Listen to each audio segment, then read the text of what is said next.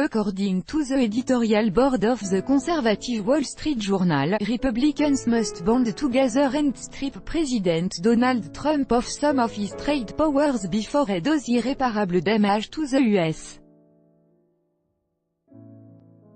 economy. Under the headline, Congress vs.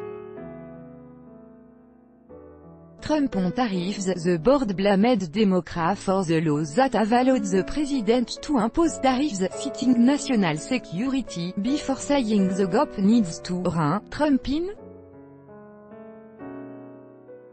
Republicans have complained for years that the executive has encroached on the powers of the legislature, but the GOP hasn't done much to stop the invasion. This week a bipartisan coalition in the Senate is finally rebelling against the Trump administration's unilateral trade war, and we're glad to see it, the editors wrote, adding that they are encouraged by pushback from Tennessee Sen. Bob Corker, R. notant that U.S. President were granted additional constitutional authority on trade dating back to the Smoot-Hawley tariffs in 1929 that kicked off a global trade war and contributed to the Great Depression, the journal said that Trump is now misusing them. The long-time assumption was that while Congress represented parochial or regional interest, a president would act in the national interest to expand trade. And for decades executives of both parties did. George H.W. Bush negotiated NAFTA, while Bill Clinton pushed it through Congress.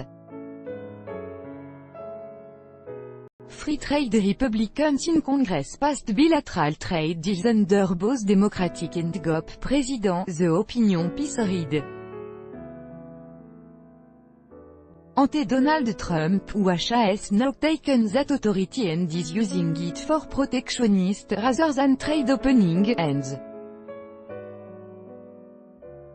it's no accident is using Section 232, which gives him enormous latitude to define a national security trade threat and virtually unlimited authority to impose a tariff or quota remedy, it continued.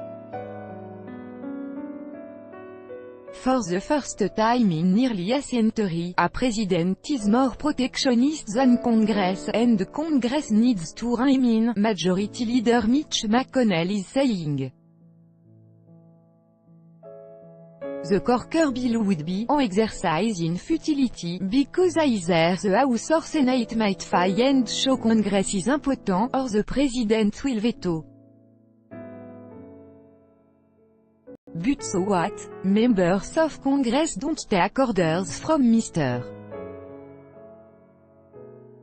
Trump and they have their own principles and constituents to represent, the editors suggested.